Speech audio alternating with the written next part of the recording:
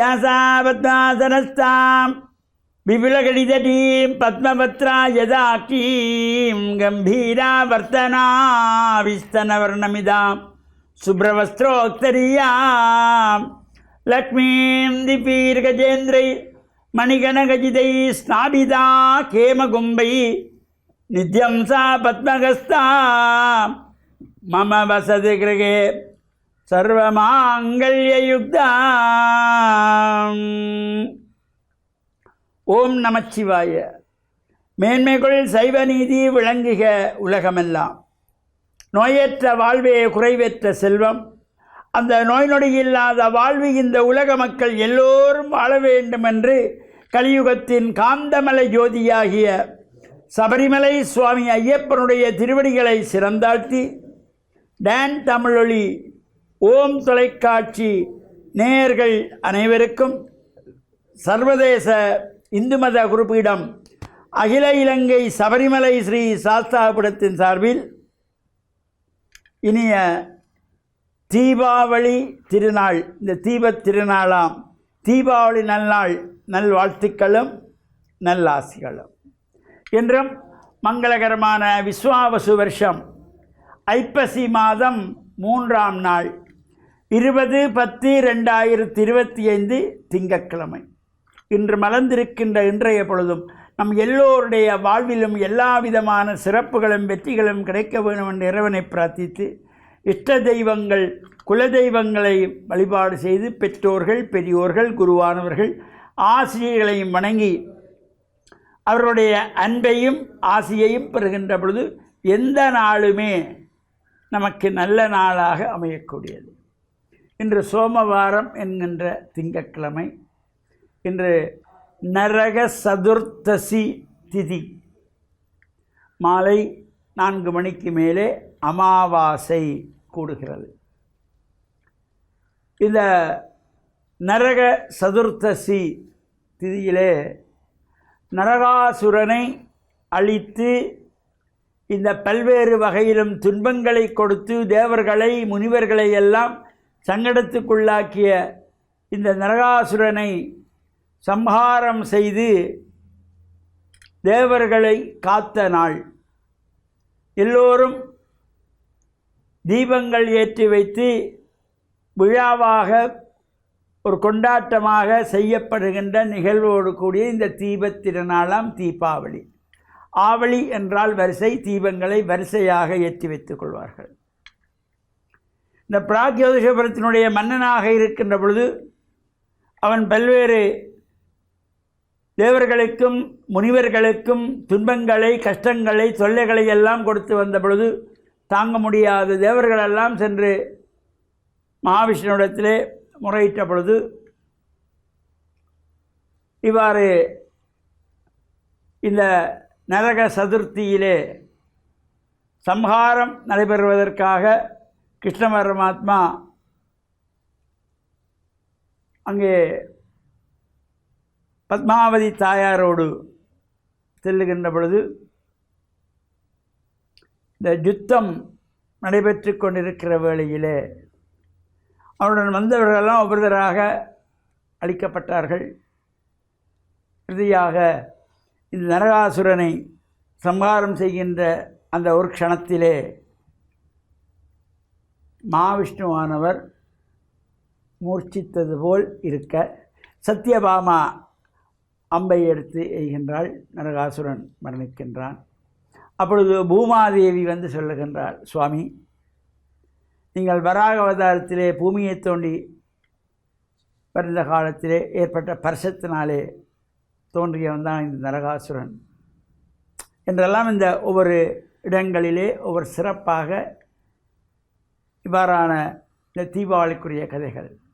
இது பொதுவாக வடநாட்டிலே ராமர் பட்டாபிஷேகம் செய்து திரும்பிய நாளாகவும் இந்த தீபாவளி என்று கொண்டாடுவதும் ஒவ்வொரு இடங்களிலே ஒவ்வொரு சிறப்புகள் கூடியதாக கொண்டாடப்படுவது. எனவே இந்த நரகாசுரன் மரணிக்கின்ற வேளையிலே நான் வாழ்கின்ற பொழுதுதான் யாருக்கும் எந்த நன்மையும் செய்யவில்லை, நான் மரணித்த நாளை எல்லோரும் சந்தோஷமாக பட்டாசுகள் கொளுத்தி புத்தாடைகள் அணிந்து தலைக்கு எண்ணெய் வைத்து ஸ்நானம் செய்கின்றதாகிய இந்த தீபாவளி கொண்டாட்டம். அதனால் ஏனைய காலங்களிலே இந்த சூரியன் உதித்த பின்புதான் தலைக்கு எண்ணெய் வைத்து குளிப்பது. ஆனால் இந்த தீபாவளி அன்று மட்டும் சூரியன் உதிப்பதற்கு முன்பு எண்ணெய் வைத்து வெந்நீரிலே ஸ்நானம் செய்கின்ற ஒரு சிறப்பு. இந்த எண்ணெயிலே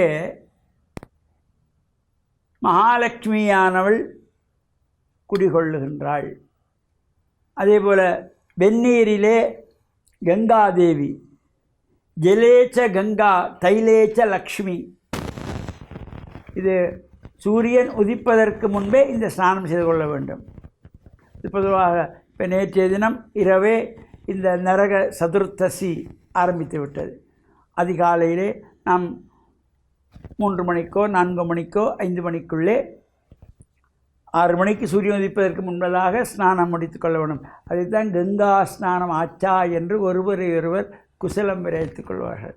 அந்த ஒருவர் விசாரித்துக் கொள்வார்கள், கங்கா ஸ்நானம் ஆச்சா என்ன. அந்த அதிகாலை வேளையிலே அந்த தைலேச்ச லக்ஷ்மி எண்ணெயிலே மகாலட்சுமியும், ஜலேச்ச கங்கா ஜலத்திலே கங்காதேவியும் இருக்கிறதுனாலே இந்த தோஷங்கள் நீங்குவதற்காக எண்ணெய் வைத்து ஸ்நானம் செய்து புத்தாடை அணிந்து ஆலய வழிபாடுகள் செய்து பட்டாசுகள் கொளுத்தி பலகார பட்சணங்கள் எல்லாம் வைத்து இறை வழிபாடுகளை முடித்து உறவுகளோடு சேர்ந்து அரசுவை உணவுகளை உண்ணுகின்ற சிறப்போடு கூடியதும் அதிலே உள்ளவர்களுக்கு இந்த பலகார பட்சணங்களை கொடுத்து கொண்டாடுகின்றதுமாகிய இந்த தீபத் திருநாளாம் தீபாவளி தீமைகளெல்லாம் அகன்று வாழ்வில் உயர்வுகள் பெறுகின்ற வகையிலே இந்த தீமைகளை ஒழித்த கிருஷ்ணபிரான் அந்த சத்யபாமாவோடு சேர்ந்ததாகிய கிருஷ்ண பரமாத்மாவையும் பிரார்த்தனை செய்து இறையருள் பெற்று பெற்றோர்களை வணங்கி அவர்களுடைய அன்பையும் ஆசியையும் பெற்று வாழ்வில் உயர்வுகள் பெற்று பேரானந்த பெருவாழ்வு வாழ ஓம் தொலைக்காட்சி டான்ஸ் தமிழொலி நேயர்கள் அனைவருக்கும் இனிய தீபத் திருநாளாம் தீபாவளி நல்வாழ்த்துக்களும் நல்லாசிகளையும் கூறிக்கொள்வதில் மனமகிழ்வு கொள்கிறோம். வணக்கம்.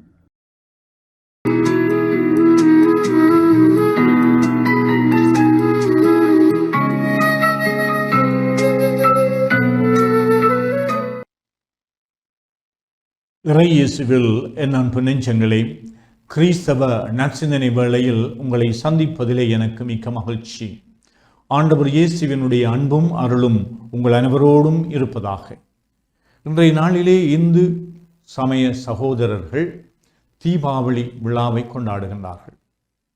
கிறிஸ்தவ சமயத்திலே நாங்கள் கிறிஸ்துவே இந்த உலகின் ஒளி என்று சொல்கின்றோம். கார் இருளில் இருந்த மக்கள் பேரொளியை கண்டார்கள் என்பது கடவுளுடைய அவதாரத்தை குறித்து நிற்கின்றது. மக்கள் மத்தியிலே இருக்கின்ற துன்ப துயரங்கள், அதர்மங்கள், அக்கிரமங்களை வெல்லுவதற்காக இறைவன் தன்னுடைய திருமகனை இந்த உலகத்திற்கு அனுப்பினார். இந்த இருள் அவரை மேற்கொள்ள வேண்டும் என்று தீமையினுடைய வடிவம் அவருக்கு எதிராக செயல்பட்டு கொண்டிருந்தாலும் பல தடவைகளிலே அவர் சோதிக்கப்பட்டார். இந்த இருளின் ஆட்சியிலே இருந்த மக்கள் அவரை சாகடிக்க வேண்டும் என்று அவர்கள் அடம் பிடித்து கொண்டிருந்தார்கள். இந்த உலகத்திலே இருக்கின்ற நோய்களினாலும் துன்பங்களினாலும் பல்வேறு விதமான இழப்புகளின் மத்தியிலும் இயேசு எப்பொழுதும் நம்பிக்கையை ஊட்டுகின்ற ஒரு தீபமாக விளங்கினார். இந்த இயேசுவினுடைய பிரசன்னம் எங்கள் ஒவ்வொருவருடைய வாழ்விலும் நிச்சயமாக தேவையாக இருக்கின்றது. எங்களுடைய மனித சக்தியினால் மட்டும் நாங்கள் தீமைகளை வெல்ல முடியாது. அலகையினுடைய சூழ்ச்சிகளிலே இருந்து நாங்கள் தப்பித்துக் கொள்வதற்கு எங்களுடைய சொந்த முயற்சி மட்டும் போதாது. எப்பொழுதும் தீமை எங்களை ஈர்க்கின்றதாக, கவர்ச்சிகரமானதாக, அநீதிக்கு அல்லது அதர்மங்களுக்கு நாங்கள் துணை போகின்ற பொழுது, மற்றவர்களை ஏமாற்றுகின்ற பொழுது, மற்றவர்களுடைய வாழ்வை நாங்கள் குட்டிச்சுவராக்குகின்ற பொழுது தீமைக்கு நாங்கள் தீனி போடுகின்றோம். இந்த தீமையினுடைய ஆதிக்கத்திலே இருந்து கடவுள் எங்களை விடுவிப்பதற்கும், கடவுளுடைய சார்பாக இருந்து மக்களுடைய அடிமைத்தனங்களிலே இருந்து அவர்களுக்கு விடுதலை பெற்று கொடுக்கின்ற சுதந்திர மனிதர்களாக, ஆண்டவர் இயேசுவினுடைய தூதுவர்களாக நாங்கள் விளங்குவதற்கு நாங்கள் எல்லோரும் இந்த ஒளியாகிய கடவுளிடம் இருந்து எங்களுடைய உள்ளத்திலே இருக்கின்ற இருளை அகற்றி ஒளியை ஏற்றுவோம். ஒளியின் மக்களாக, ஒளிக்கு சான்று பகர்கின்றவர்களாக, எப்பொழுதும் நாங்கள் எந்த சூழலிலே இருந்தாலும் இந்த ஒளிர்ந்து கொண்டிருக்கின்ற மக்களாக, உண்மைக்கும் நீதிக்கும் சமாதானத்திற்கும் அன்புக்கும் பகிர்ந்து வாழுகின்ற சகோதரத்துவத்திற்கும் நாங்கள் சான்று பகர்கின்ற ஒளியின் மக்களாக திகழ ஒளியின் இயல்பை கொண்டிருக்கின்ற கடவுள் உங்கள் ஒவ்வொருவருடைய உள்ளத்திலும் அந்த ஒளியை ஏற்றுவாராக.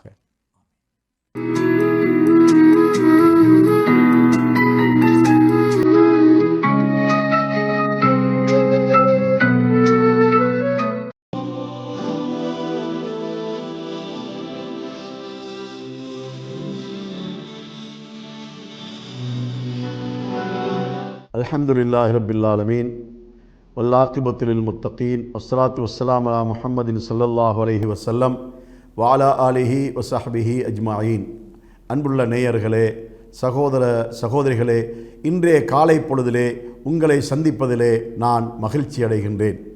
நாம் நமது பெற்றோர்கள் விஷயத்திலே மிக கூடுதல் கவனம் செலுத்தக்கூடியவர்களாக இருக்க வேண்டும்.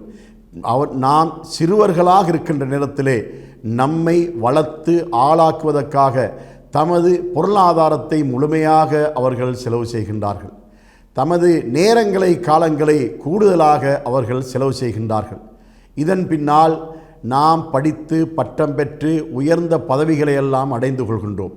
அந்த நேரத்திலே அவர்கள் நாம் நிலையாக இருக்க வேண்டும் என்பதற்காக நமக்கு வீட்டை நல்ல முறையிலே அமைத்து தருகின்றார்கள். பாதையிலே நாம் செல்லும்போது நமக்கு ஏதும் துன்பங்கள் வராமல் இருக்க வேண்டும் என்பதற்காக நமக்கு அவர்கள் பாதுகாப்பு வழங்குகின்றார்கள். இப்படியெல்லாம் செய்ததுக்கு பின்னால் நாம் ஒரு நல்ல பதவிக்கு வந்து திருமணம் முடித்து பிள்ளைகளையும் பெற்றெடுத்ததற்கு பின்னால் அந்த நமது பெற்றோர்கள் முதிய வயதை அடைந்து விடுகின்றார்கள். முதிய வயதை அடைந்ததற்கு பின்னால் அந்த பெற்றோர்களை நமது வீட்டுக்குள்ளே வைத்து அவர்களுக்கு உபசரிப்பதிலே, அவர்களுக்கு பணிவிடை செய்வதிலே நமக்கு அருவருப்பு ஏற்பட்டு விடுகின்றது. அவர்களுடைய நடவடிக்கைகள் ஒரு சிலது அருவருப்பை ஏற்படுத்தினாலும் கூட நாம் அருவருப்படைய கூடாது. அப்படி ஏற்பட்டு விட்ட உடனே நமது வீட்டுக்கு பிற்காலத்திலே வந்து சேர்ந்த நமது மனைவிமார்கள் எல்லாம் அந்த பெற்றோர்களை வீட்டிலே வைத்திருக்கக்கூடாது என கணவனை வற்புறுத்துகின்றார்கள். அதாவது அந்த மகனை பெற்றெடுத்த பெற்றோர்களை வீட்டுக்குள்ளே வைக்கக்கூடாது என பிற்காலத்திலே அந்த வீட்டிலே வந்து குடியேறிய அந்த மனைவி கணவனை அங்கே வற்புறுத்துகிறாள். இவர்களை கொண்டு போய் முதியோர் இல்லத்திலே விட்டு வாருங்கள், தாயென்றால் பெண்கள் முதியோர் இல்லத்திலே விட்டு வாருங்கள், அதே போல தந்தை என்றால் ஆண்கள் முதியோர் இல்லத்திலே விட்டு வாருங்கள் என்று வற்புறுத்துகின்ற ஒரு நிலைமையை நாம் பார்க்கின்றோம். அதனால் இன்று முதியோர் இல்லம் என்ற ஒரு கலாச்சாரம் ஏற்பட்டிருக்கின்றது. அந்த முதியோர் இல்லத்திலே ஒவ்வொருவரும் கொண்டு போய் போடப்படுகின்றார்கள். அதாவது தனது பிள்ளையுடைய ஒரு உயர்ந்த பதவிக்காக, அவனை டாக்டர் ஆக்குவதற்காக, அவனை ஒரு சட்டத்தரணி ஆக்குவதற்காக, அவனை ஒரு இன்ஜினியர் ஆக்குவதற்காக, இப்படி எத்தனையோ பதவிகளை அவனுக்கு ஏற்படுத்தி கொடுப்பதற்காக லட்சக்கணக்கான கோடிக்கணக்கான ரூபாய்களை உழைக்கக்கூடிய தகுதியுடையவனாக தனது பிள்ளையை ஆக்குவதற்காக கஷ்டப்பட்ட அந்த பெற்றோரை கை நீட்டி உணவு வாங்கி சாப்பிடக்கூடிய முதியோர் இல்லத்திலே கொண்டு போய் சேர்க்கக்கூடிய பிள்ளைகளை நாம் பார்க்கின்றோம். இது அக்கிரமத்திலும் மிகப்பெரிய அக்கிரமமாக இருப்பதை நாம் காணக்கூடியதாக இருந்து கொண்டிருக்கின்றது.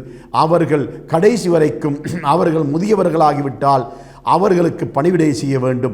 இவன் சிறு பிள்ளையாக இருக்கின்ற போது இவனுடைய மலசலத்தை கழுவி விட்டார்கள், இவனுக்கு உணவு ஊட்டி விட்டார்கள், இவனுக்கு ஆடை அணிவித்து விட்டார்கள், நோய் வந்த போது இவனை தலையிலும் கழுத்திலும் சுமந்து இவனை எடுத்து சென்று மருந்து வாங்கி கொடுத்தார்கள்.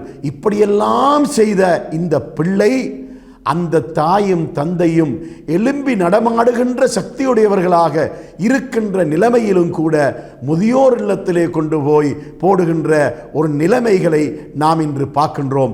அதனால் இந்த முதியோர் இல்லம் என்பது நமது பிள்ளைகளுக்கு ஒரு சாபக்கேடு என்பதை நாம் ஒருபோதும் மறந்துவிடக்கூடாது. நம்மை பெற்ற பெற்றோர்களை நம்மோடு வைத்து அவர்களை பராமரிக்கின்ற நல்ல பண்பாடுகளை நமக்கு மத்தியிலே நாம் ஏற்படுத்திக் கொள்ள வேண்டும். இந்த முதியோர் இல்லம் என்ற கலாச்சாரத்துக்கு மூடு விழா போட வேண்டும் என்பதை நான் இந்த காலை பொழுதிலே உங்களை சொல்லி, உங்களது பிள்ளைகளை, உங்களது பெற்றோர்களை அன்போடு பாருங்கள், இரக்கத்தோடு பாருங்கள், புன்முறுவலோடு பாருங்கள் என்று கூறி முடிக்கிறேன். வாஹிர் தஅவானா அனில் ஹம்துலில்லாஹி ரப்பில் ஆலமீன்.